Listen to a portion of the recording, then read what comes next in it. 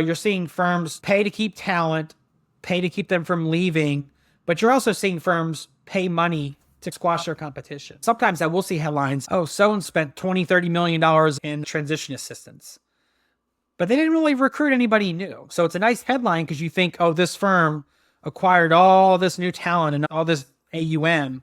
But no, what they did was just retain their biggest firms. And so you spent $25 or $30 million to retain your firm, which is great. Maybe that is a good use of your capital.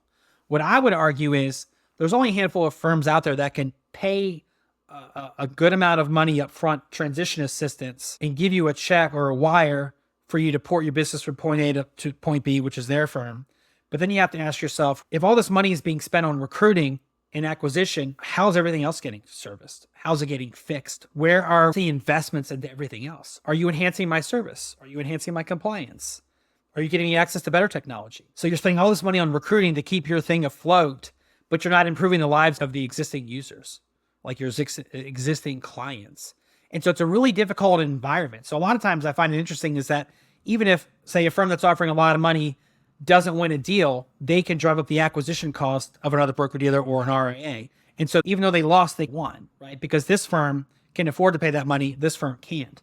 And so naturally, there's just all this consolidation because you're continuing to put firms out of business because they have to spend that kind of money to retain talent or to bring talent on. But I also do hear from existing advisors that I work with, that's, hey, my firm just bought out this firm, or this OSJ left my broker dealer and these advisors got 15, 20% to just simply do nothing and stay.